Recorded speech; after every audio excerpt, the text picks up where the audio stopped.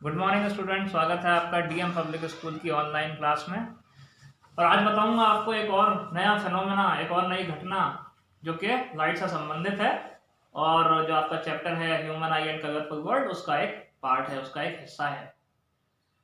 आज बताऊंगा आपको कि आपने अक्सर देखा होगा कि सुबह और शाम के वक्त तो हमें आसमान और सन लाल दिखाई देता है और दिन में बिल्कुल ब्लू या फिर व्हाइट, और सन जो है व्हाइट दिखाई देता है। भाई ऐसा क्यों होता है? ऐसा क्या हो गया जो वो सुबह और शाम को रेड हो गया और दिन में व्हाइट हो गया? ऐसा क्यों होता है? और सितारे टिमटिमाते क्यों हैं? पोएम भी आपने शायद पढ़ी हो कभी, बहुत से लोगों ने, मैंने कभी एक पोएम पढ़ी थी कि उसमें कुछ तारों वारों के ऊपर पोएम थी। उसमें फिर ये था कि और सुबह में क्यों बुझ जाते टिम टिम करते बेचारे। हाँ, वो पोएम इस तरह से थी। चलिए पोएम सुनाता हूँ, दो लाइन आपको। प्यारी अम्मा मुझे बताओ दिन भर सूरज क्यों जलता, घटता बढ़ता चांद रोज क्यों है कैसे बादल बनता, कौन जगाता आसमान में रोज रात में ये तारे, और सुबह में क्यों बुझ जाते टिम टिम करते बेचारे। खैर, ये पोएम मुझे मेरी मम्मी ने याद कराई थी, मुझे आज तक याद है। खैर, टॉपिक पे आते हैं। तो तारे क्यों टिमटिमाते हैं आपको मैं आज ये भी बताऊंगा। फिलहाल मैं आपको एक फिनोमेना समझाता हूँ लाइट से रिलेटेड, जिसको हम कहते हैं एक तो रिफ्रैक्शन और एक हम पढ़ते हैं डिफ्रैक्शन। डिस्पर्शन मैंने बता ही दिया आपको, रिफ्रैक्शन बताता हूँ मैं आपको।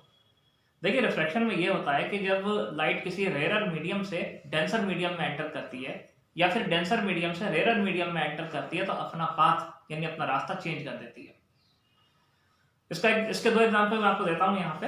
अगर आप प्रिज्म है, एक प्रिज्म को आप इस तरह से टेबल पर रखें और इसके आप इस साइड दो पिन लगाएं और उसको आप उस साइड से देखें, और उसके बाद जहां आपको पिन दिखाई दे रही है वहां पर आप दो पिन हटाकर वहां पर आप दो डॉट मार्क कर दें और फिर आप प्रिज्म हटाएं और उसके बाद आप देखेंगे तो आप ये पाएंगे कि जो पिन की जो एक्चुअल पोजीशन थी जो आपको दिखाई दे रही थी वो नहीं थी जहां पर पिन थी। यानी कि जो एपरेंट पोजीशन थी पिन की वो एकदम डिफरेंट थी।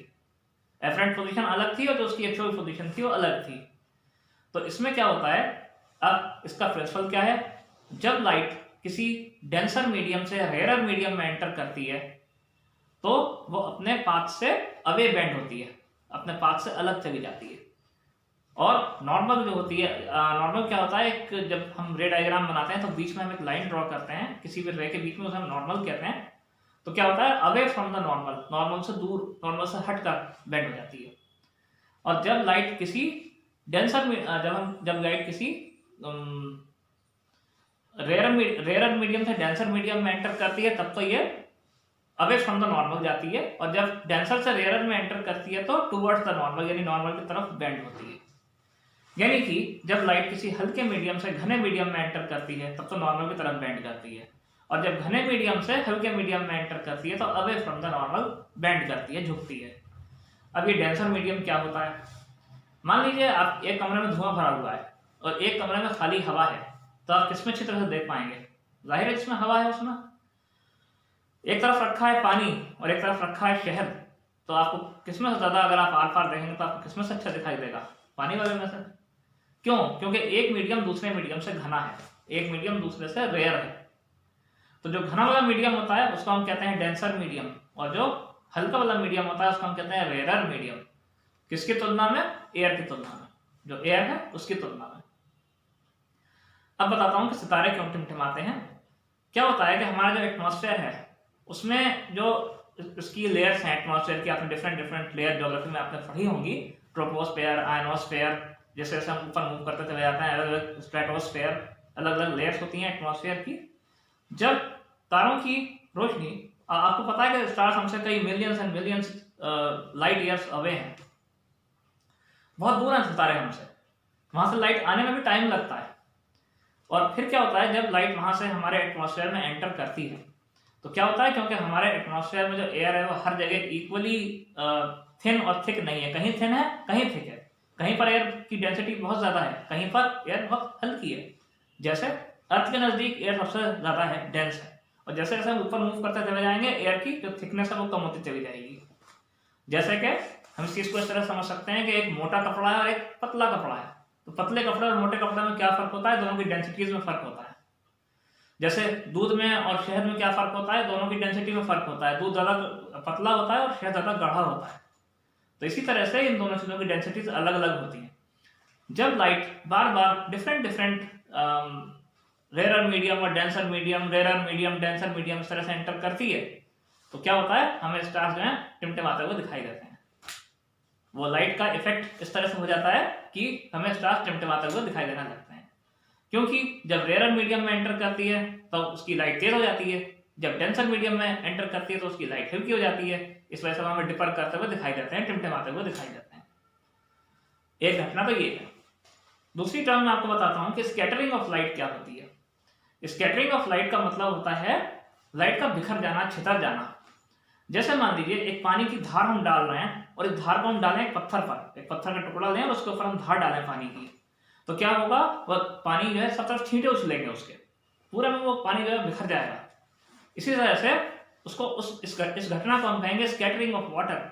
लेकिन यहाँ पर जब लाइट किसी पार्टिकल से टकराती है, हमारे एटमॉस्फेयर में डस्ट पार्टिकल हैं या हमारी बॉडी में या हमारी अर्थ पर या जिस ऑब्जेक्ट पर ये पड़ती है उसके अंदर भी पार्टिकल्स हैं, तो क्या होता है, लाइट बिखर जाती है इधर उधर। उसको हम कहते हैं स्कैटरिंग ऑफ लाइट। और दो घटनाएं जो मैं आपको बताना जा रहा हूं वो स्कैटरिंग ऑफ लाइट पर ही निर्भर है, स्कैटरिंग ऑफ लाइट पर बेस्ड है। पहली घटना है कि